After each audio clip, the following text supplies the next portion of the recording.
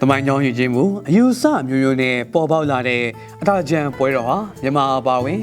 အိန္ဒိယချင်းတရုတ်နိုင်ငံနဲ့အာဆီယံနိုင်ငံချို့မှာလည်းရိုးရာပွဲတော်တွေအဖြစ်တည်ရှိပါတယ်။တရုတ်၊ထိုင်း၊လာအိုနဲ့ကမ္ဘောဒီးယားနိုင်ငံတွေမှာကျင်းပတဲ့ရေတမင်ပွဲတော်ဟာမြန်မာတို့ရဲ့နှစ်သက်ကူတကြံပွဲတော်ကျင်းပတဲ့ကာလနဲ့အတူတူပဲဖြစ်ပါတယ်။မြန်မာရိုးရာနှစ်သက်ကူတကြံပွဲတော်ဟာပျော်ပွဲရှင်ပွဲတသက်မျိုးမဟုတ်ပဲဘာသာရေးကုသိုလ်များနဲ့ရှင်တွဲနေတဲ့နှစ်သက်ကူပွဲတော်ကြီးပါ။နှစ်သက်ကာလမှာဥပုသ်တည်တင်စောက်တည်တာဒုံလဘက်ရဟန်းဝှကြတာ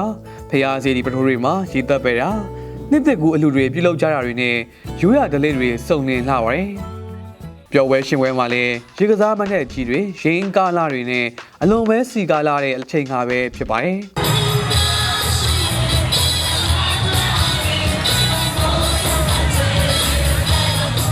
အဲ့ဒီလိုပဲအိန္ဒိယချင်းတရုတ်နိုင်ငံကယူနန်ပြည်နယ်မှာလည်းရေတပင်ပွဲတော်ကြီးကိုစီကားတိုင်းမြိုက်စွာကျင်းပကြပါတယ်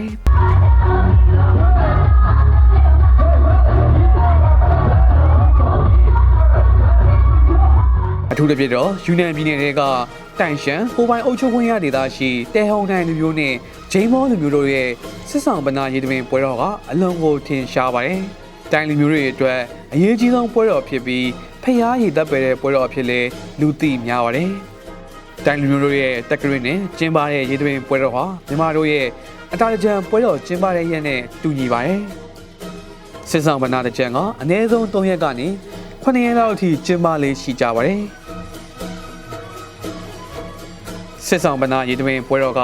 မြမရိုးရာကြံပွဲတော်ကျင်းပတဲ့ပုံစံတွေနဲ့ရိုးရာရင်ကျေးမှုများစွာဆင်တူပါတယ်။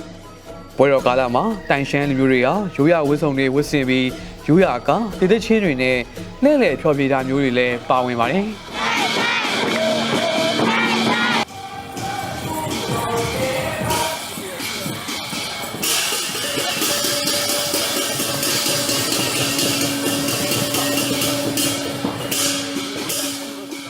မြန်မာရိုးရာတကြံမှာဆိုရင်လည်းတကြံရင်းကားတွေက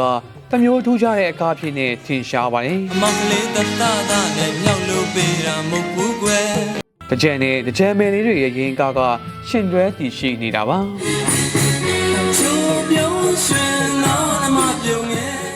အိန္ဒိယထိုင်းနိုင်ငံမှာလည်းထိုင်းရိုးရာတကြံပွဲတော်တနည်းအားဖြင့်ဆွန်ခရန်ပွဲတော်ကအလွန်ကိုကြော်ကြားပါတယ်။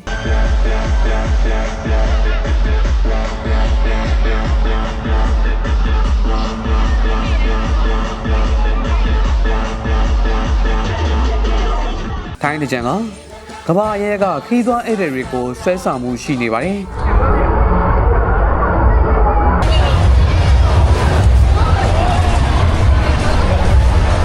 ထိုင်းတကြံဆွန်ခရန်ပွဲတော်ကလည်းမြမရိုးရာနှစ်တကူအတာတကြံပွဲတော်ကျင်းပတဲ့ရက်ကာလတူညီပါတယ်။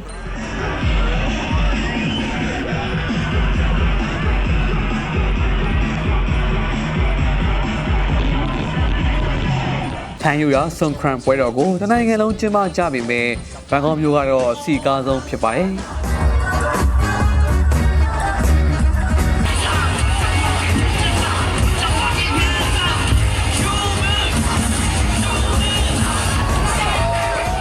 ကမ္ဘောဒီးယားနိုင်ငံမှာကျင်းပတဲ့ပကြံပွဲတော်ကလည်းထင်ရှားပါတယ်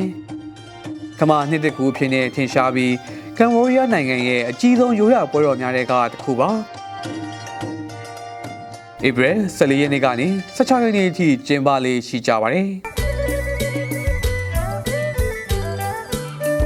နောက်ထပ်လာအိုနိုင်ငံရဲ့နှစ်သက်ကူပွဲတော်ကလည်းမြန်မာရိုးရာအတာကြံပွဲတော်လိုပဲဖြစ်ပါတယ်။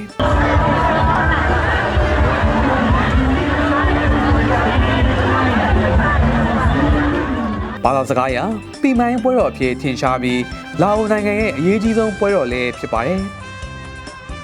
လာအိုတကြံကလည်းမြန်မာနှစ်သက်ကူတကြံပွဲတော်ရဲ့အတိုင်းဧပြီ13ရက်ကနေဧပြီ16ရက်နေ့အထိကျင်းပလေးရှိကြပါတယ်။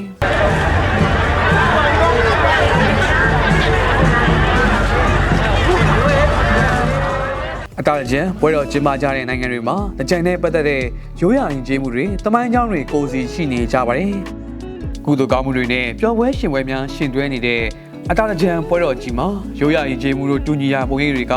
ထူးခြားလာတဲ့ဝိသေသအဖြစ်နဲ့ကဘာကျော်လျက်ရှိနေပါတော့တယ်။